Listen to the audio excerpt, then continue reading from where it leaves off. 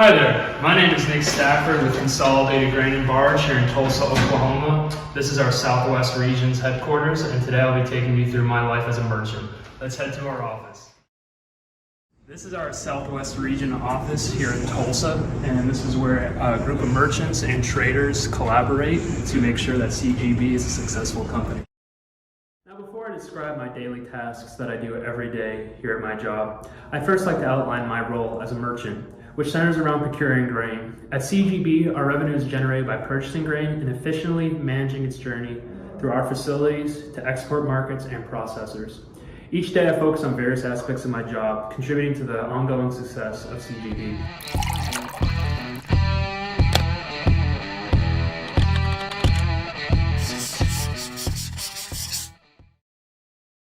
One of the most important things that I like to start my day off is open communication and talking with my coworkers. Having communication with traders and other merchants is very important in understanding how we can originate grain and at what values we can originate grain at. When it comes to grain movement between different facilities and co-ops and processors, it can get quite hectic having a lot of trucks out there. Having other team members knowing where that truck freight is or where we need trucks at is really important to ensure that we're able to take grain to the right places. When it comes to communications, there's different forms that we have. We do email, Teams, and just open communication in the office. For the next part of my day, I would start contacting customers. But before I do, I want to be locked and loaded with the correct information of what's going on in the markets. There's a couple of resources that I like. AgWeb's a really good one. They provide pretty good information as far as news go, what's going on in the markets, and they actually provide some pretty decent video commentary that's really decent to look at.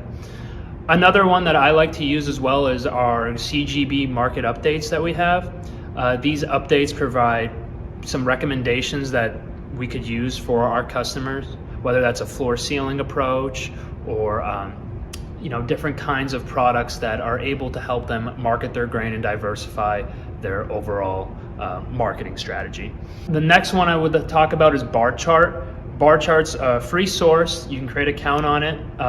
When you create an account, you're able to save a lot of your preferences that you like, which is great because I draw support levels, resistance levels, different moving averages I have for each chart. These are able to help me describe to a customer what exactly the market is as far as temperature-wise, as far as how far it's below the moving averages, how high is it above the moving averages, where the support levels are, where the resistance levels are. This information I'm able to help collect and provide that to the customer. And when I'm able to provide that to the customer, this can help them make a decision of what they like to do with their grain. Now we're gonna get to my favorite part of the job, calling customers. Calling customers was a little bit intimidating at first when I first started, but once you get to know your customer, it almost becomes second nature. Anytime I make a call to a customer, I always want to be sure that I have a purpose or an objective with that customer. I want to ask certain questions, and I like to review my notes that I have on an Excel sheet. We also have a program that we use that helps keep track of all our notes of that customer. There I'll put how much they have in the bins or how many acres are they planting, what they have sold, price targets is certain notes that I like to take, and those are important questions that I like to ask my producer. By asking these questions, I'm able to look for certain targets that they're looking for their grain. What are they selling? What are they wanting to sell that grain at? And if we do get there, I'm able to let them know, hey, this is where we're at right now. I know last time we talked, this was the price that you were looking for. Would you still be interested in selling your grain? And sometimes the answer is, not always yes. With every phone call, you're not always going to buy grain. It takes a little bit. Sometimes you just got to wait. You got to be patient and just be in that customer's ear, quite a bit.